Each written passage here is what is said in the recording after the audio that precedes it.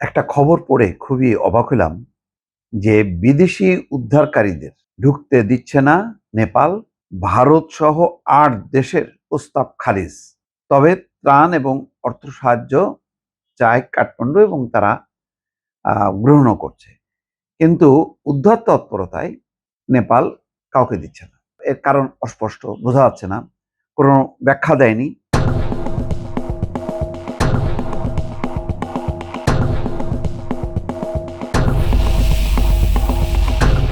উদ্ধার কাজে নিজেদেরই সেনাবাহিনী পুলিশের উপর ভরসা রাখছে নেপাল।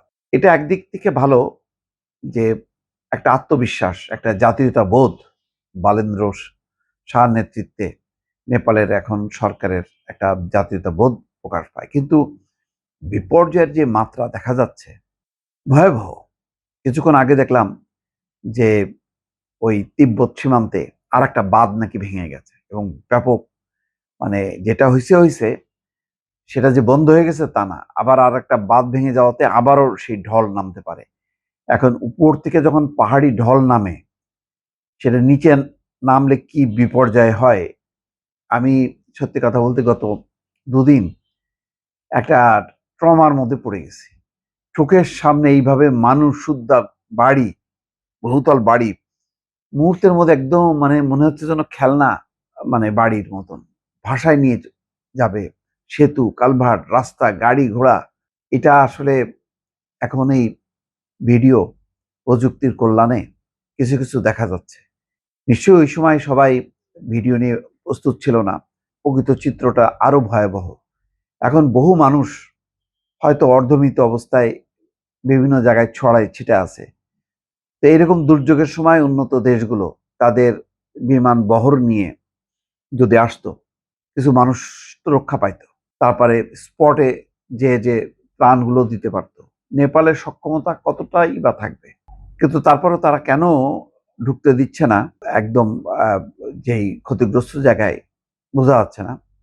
নরেন্দ্র মোদী নিজে বালেন্দ্র শাহর সাথে কথা বলেছেন এবং প্রস্তাব করেছেন, কিন্তু বালেন্দ্র শাহ নরেন্দ্র মোদী সহ সবাইকে বলেছে, ঠিক আছে আপনারা সাহায্য সামগ্রী পাঠান কাঠমান্ডুতে, কিন্তু উদ্ধার কাজে না। উদ্ধার কাজ মানে নেপালের সেনাবাহিনী পুলিশ যথেষ্ট।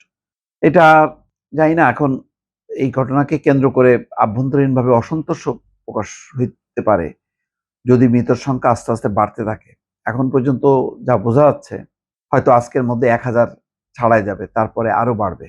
মানে এগুলি তো কোনো পরিসংখ্যান করাটাই এখন দুষ্কর। নেপালে উদ্ধার কাজে সাহায্য করার প্রস্তাব দিয়েছিল ভারত, এছাড়া চীন, বাংলাদেশ, শ্রীলঙ্কা, আমেরিকা, জাপান, দক্ষিণ কোরিয়া, ব্রিটেনও উদ্ধারকারী দল পাঠাতে চেয়েছিল নেপালে, কিন্তু শুক্রবার বালেন্দ্র সরকার সব দেশকে না করে দিয়েছে। নেপালের বিদেশ মন্ত্রকের মুখপাত্র লোক বাহাদুর ছেত্রী বলেছেন, সাহায্যের প্রস্তাব স্বাভাবিক, আমাদের উদ্ধারকারীরা কাজ করছেন, এই মুহূর্তে আমাদের বাইরের কোনো সাহায্য দরকার নেই। সংবাদ সংস্থা রয়টার্স জানিয়েছে, উদ্ধার কাজের জন্য আপাতত নেপাল তাদের সেনাবাহিনী, পুলিশ এবং আভ্যন্তরীণ সংস্থাগুলোর উপর আস্থা রাখছে। ভারত ইতিমধ্যে ৪৭.৫ টন ত্রাণ সামগ্রী পাঠিয়েছে। ভারতীয় বায়ুসেনা অর্থাৎ বিমান বাহিনী একাধিক বিমান ত্রাণ নিয়ে নেপালে পৌঁছেছে, তাতে কম্বল সহ আছে। সব যাই হোক, মোট কথা নেপালকে এই হিমালয় কন্যা বলা হয়। নেপাল ট্যুরিজমের দেশ, এটার প্রতি অনেকেরই মায়া মমতা আছে। সুতরাং এরকম বিপর্যয়ে তাদের পাশে থাকাটা স্বাভাবিক। তারপরেও কেন ব্যাপক উদ্ধার কাজে এই প্রস্তাবটা বাতিল করলো বোঝা যাচ্ছে না। এর আগে ভূমিকম্পের সময় নাকি, মানে এরকম বিদেশি উদ্ধারকারী দল এসেছিল, তখন তো বালেন্দ্র শাহ ছিল না, বছর ২-৩ আগে ৯,০০০ লোক সেখানে মারা গেছে। তো তখন সমন্বয়ের ঘাটতি দেখা দিচ্ছিল, সেটার কারণ কিনা জানি না। এখন কি কারণ এটা হয়তো পরে জানা যাবে।